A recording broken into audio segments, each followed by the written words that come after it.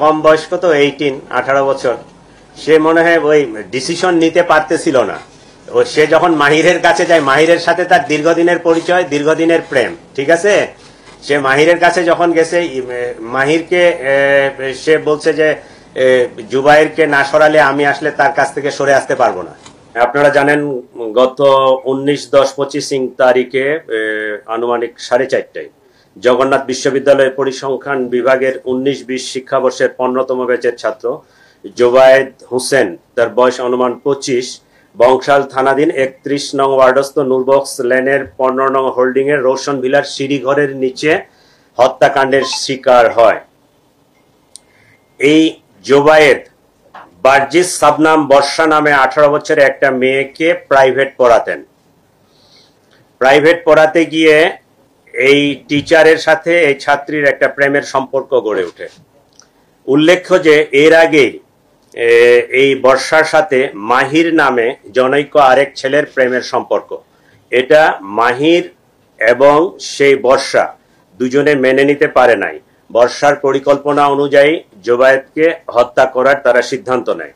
সেই সিদ্ধান্ত মোতাবেক তারা এই ঘটনার দিনে সে প্রাইভেট পড়াতে আসবে 4টার সময়, এই ইনফরমেশনটা পাস করে মাহির তার বন্ধু আইলান সহ তারা পরিকল্পনা মাফিক আগেই তাদের বাসার নিচে এই গলিতে অবস্থান করে।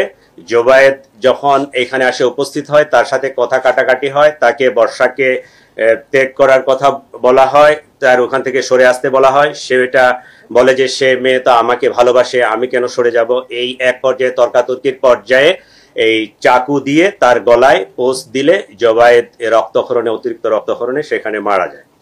এই ঘটনায় আমরা মোহাম্মদ মাহির, বার্জিস সাবনাম বর্ষা মেয়েটা এবং মাহিরের যে বন্ধু ফারদিন আহমেদ আইলান, 3 জনকেই আমরা গ্রেফতার করতে সক্ষম হয়েছি।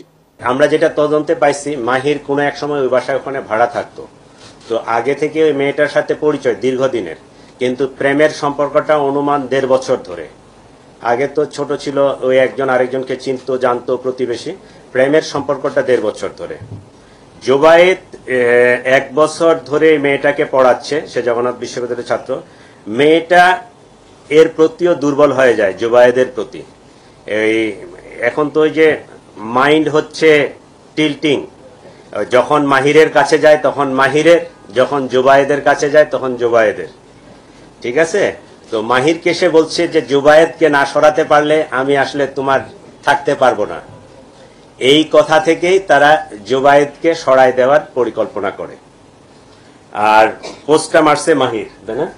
পোস্ট যেটা মারছে এটা মাহির, আর একটাই পোস্ট মারছে। এবং এই চাকুটা আইলান এবং মাহির দুজনে মিলেই কিনছে, দুজনেই ওখানে ছিল।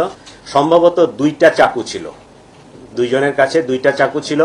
পরিকল্পনা ছিল যে আইলান, মাহিরের যে বন্ধু, সে পিছন থেকে পোস্ট মারবে, কিন্তু সে পোস্ট মারে নাই। ওই মাহিরেই নিজেই তার চাকুটা বাহির করে ওই সে গলা, বাম সাইডে না ডান সাইডে, ডান সাইডে